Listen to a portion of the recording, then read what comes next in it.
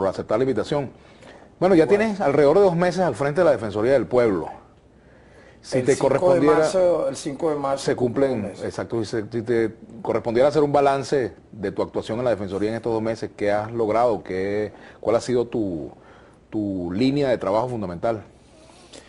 Bueno, en primer lugar, darte las gracias por la invitación, poder conversar de manera amplia sobre un tema siempre polémico, siempre controversial y está en la agenda vigente pues, de los países que buscan un desarrollo humanista, como es el tema de los derechos humanos visto de una perspectiva integral, que es lo que hemos querido. Yo creo que han sido 2 meses muy intensos. Prácticamente tomamos posesión del cargo el 5 de enero, en medio de una coyuntura política con una agenda bastante controversial siempre, factores políticos en pugna, las comunidades que han tenido yo diría, una gran madurez en la exigencia de sus derechos. Y nosotros perfilamos una defensoría, y creo que lo hemos ido poco a poco logrando, abierta para todas las personas, no solamente para atender el tema de detenidos o de derechos civiles vinculados a casos políticos, sino abrirnos a la comunidad, y creo que poco a poco así se ha entendido. ¿Por qué? Porque hemos logrado a través de la mediación, que es lo que hemos querido potenciar más, la mediación. O sea, la Defensoría del Pueblo no como un órgano o una oficina de quejas y reclamos, sino como un órgano de mediación que puede llegarle al mayor número de venezolanos. Y tomamos algunos temas claves, por ejemplo, un tema muy peculiar que afecta tanto a obreros, empleados, profesionales o no, es el tema del maltrato en los aeropuertos, producto de atropellos por parte de algunas aerolíneas. Nosotros hicimos una mesa técnica y fueron todos los altos mandos de las aerolíneas venezolanas, públicas y privadas. Incluso participó el Ministerio de Transporte Aéreo y el INAC. Lo positivo de todo eso fue que se llegaron a 18 acuerdos.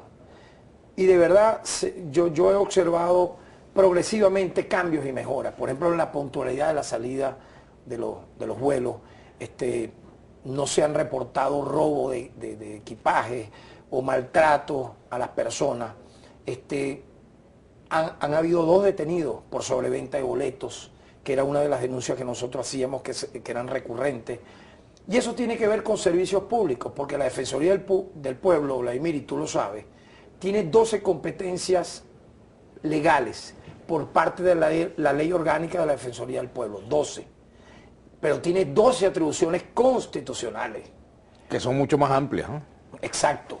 Entonces no es solamente los derechos civiles sobre cuál o X temas de derechos individuales, sino también atender los derechos colectivos, los servicios públicos. Te obliga la Constitución a eso. Hemos tenido que ir a comunidades y resolver problemas. Por ejemplo, en Ciudad Caribe hicimos una mesa de trabajo porque era terrible el tema del transporte. Ahí viven 9.000 personas. La inseguridad, se logró resolver eso y se mejoró la ruta del transporte y la seguridad en Ciudad Caribe. Igualmente en Petare hicimos una asamblea con las comunidades, vamos a hacer pronto una en Cate, hicimos otra en Barcelona. Es decir, yo he dicho que esta es una Defensoría del Pueblo que no solamente debe atender los casos puntuales que están en la agenda pública, sin dejar de atenderlos, ojo, pero oye, también irnos hacia las comunidades, volcarnos hacia temas sociales. Por ejemplo, hay un tema que a mí me preocupa, que es el tema de los laboratorios farmacéuticos, el tema del abastecimiento con las medicinas, producto de esa tal vez contradicción que existe, y vamos a hacer una mesa técnica de trabajo con las asociaciones de farmacéuticas, representantes del Ministerio de la Salud, expertos en esta materia para atender este caso que yo creo es prioritario. Ahora fíjate, ya que tocas ese tema, Tarek, yo creo que muchos de estos problemas tendrían que resolverse sin la participación de la Defensoría, no porque no sea necesaria. Pero son derechos humanos. Son derechos humanos, pero me refiero que, caramba, derechos humanos. El Estado debería ocuparse de eso. Pero perdóname. Y los laboratorios... Es allí cuando yo perfilo entrando a la Defensoría, que no debemos solamente ser una oficina de recepción de quejas, y veo que se resolvieron 110.000 casos cerrados, pero vi que había 47.000 en trámite.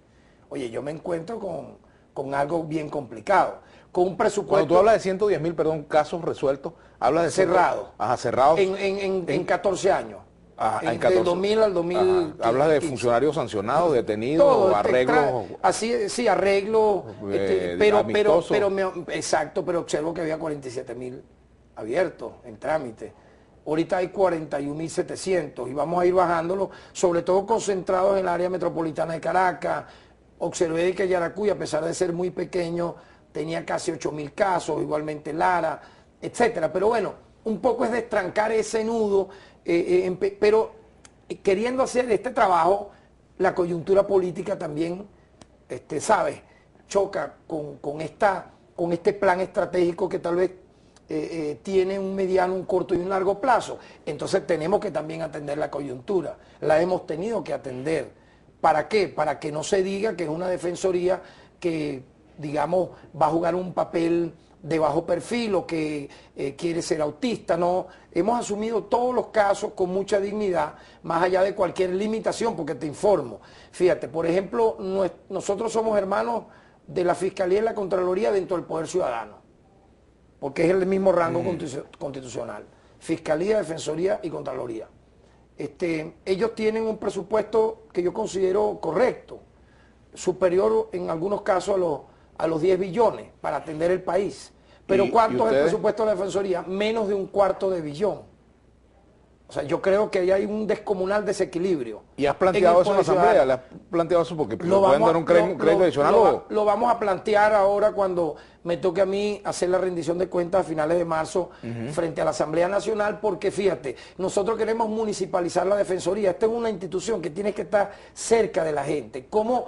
O sea, un mayor presupuesto ¿para qué? Bueno, para crear mayores defensorías municipales. Eso implica tener gente trabajando, tener especialistas, contratar más abogados. Eso es lo que queremos, no es para otra cosa, no es para gasto de funcionamiento como tal, no, es para abrirnos hacia la comunidad, porque fíjate, de 333 municipios, Vladimir, la Defensoría del Pueblo actualmente está solamente en 33. O sea, el 10%. O sea, cubrimos el 10% del territorio nacional con muchas limitaciones, pero hay mucha mística. O sea, que no ha terminado de nacer realmente la Defensoría.